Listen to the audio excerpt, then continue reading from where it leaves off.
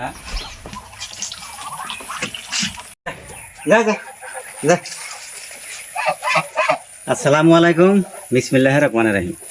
দর্শক, আজকে বেলাটা বেশি হয়ে গেছে, ঘুমাই থেকে উঠতে দেরি হয়েছে, যার জন্য আমার খামারটা খোলা হয়নি। তো এখন আমরা দেখি খুলে কী হাল অবস্থায় আছে চীনা হাঁসগুলা।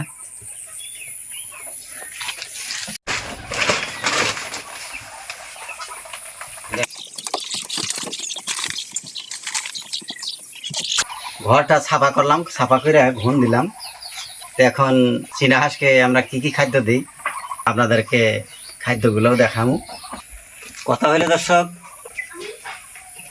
এই যে যেটা পানির ড্রামে দেখতেছেন, এটা হইলো আতপ চাউল। আতপ চাউল ঘরের ধান ভাঙাই নিছি। এগুলো কোনটার সাথে কি মিক্স করি আপনারা দেখতে থাকেন।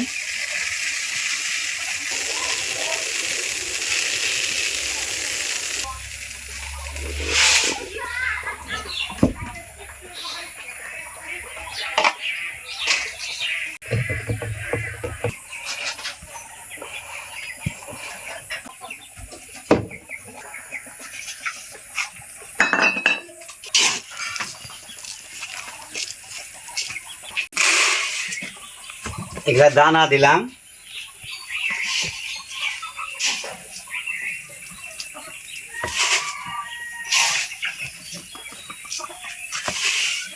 এগুলো আতপ চাউল।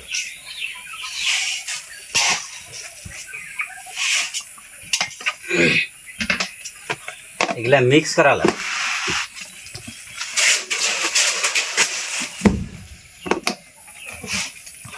নিজে তারপর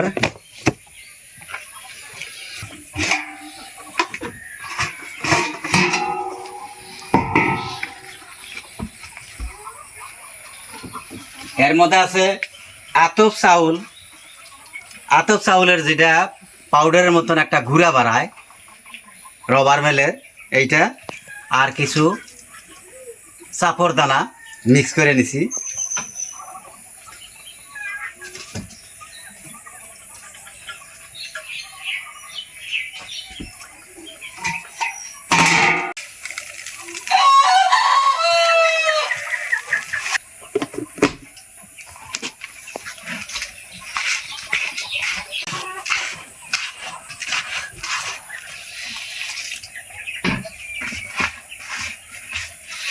এইগুলা খাওয়াগুলো বানাই নিলাম। পানিগুলো কমালাম এই জন্যই, এই পানিগুলোর সাথে কিছু ওষুধ মিক্স করা লাগবো।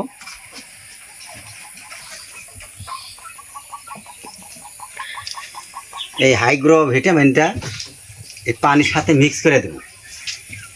কারণ হাঁসগুলা কালকে ধরে দেখছি একটু হালকা পাতলা বোঝা যায়।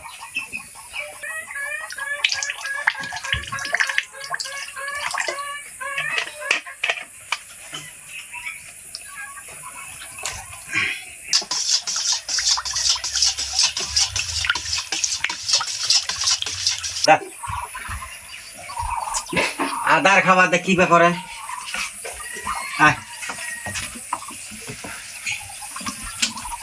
এদিকে ঠিক আছে, দেখ ভিজা জায়গা এদিকে।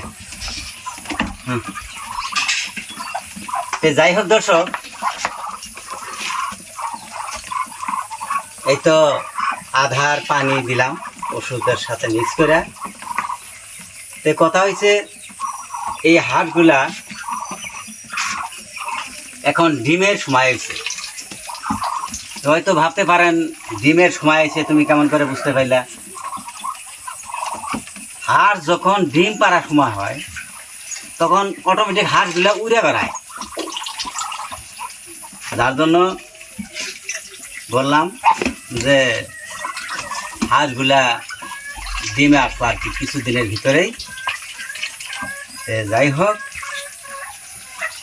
আপনারা যদি চীন হাঁস পালন করতে চান, এই চীন হাঁস পালাই বেশি একটা লাভজনক। আমার এখানে তো বেশি হাঁস নাই, কেননা আমরা নতুন মানুষ, আগে জানি নাই বুঝি নাই। হাঁসগুলো 114 ডাইনে মাইরা ফেলাইছি। যাই হোক, যে কোনো ক্ষেত্রে হাঁসগুলো রাখা লাগে একটা জায়গায়, হয়তো লাইট টাইট দিয়া, যাতে হাওয়া বাতাস না খায়।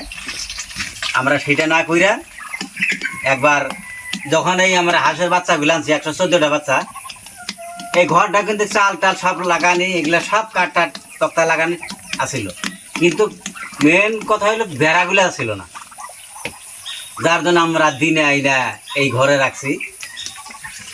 তখন কিন্তু একটু হাওয়া বাতাসও ছিল ওই টাইমটার মধ্যে। তারপর দিনে ঘরে নিয়ে আইছি, আবার রাত্রে ফিরে আমার ঘরে থাকা ঘরে নিয়ে গেছি। এবার করে হাওয়া বাতাস খাইয়া সর্দি নাইগা বাচ্চাগুলো মারা গেছে। যাই হোক, তে আল্লাহর কাছে দোয়া করবেন, এই যে 11টা হাঁস আছে, 11টা হাঁসের থেকেই আগামী বছর এই সময় আসতে না আসতে যদি আল্লাহ বাঁচায় রাখে, দেখবেন কমসে কম একের থেকে 150-160টা হাঁস হয়ে গেছে ইনশাল্লাহ। এই কথাটা কি জন্য বললাম, আমি যার বাড়িতে থেকে চীনা হাঁসের বাচ্চা আনছি, মোবাইলে ভিডিও দেখে গেছি। আমি যাওয়ার পর দেখি বহুত হাঁস তার বাড়িতে। মনে মনে চিন্তা করি, আচ্ছা হাঁস পেলে কি ইনকাম হয়।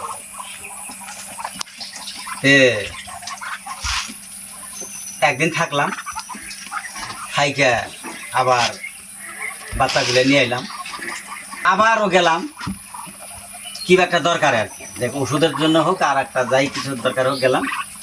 যার পর দেখি এই চীনা হাঁসের খামার কইরা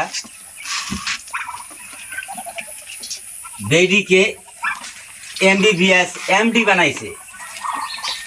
চিন্তা করেন,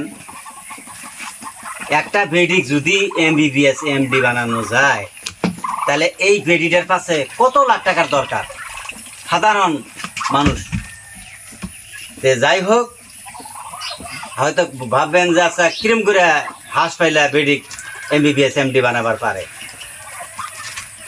দেখেন, যেমন একটা কইরা চীন হাঁস যেমন নাকি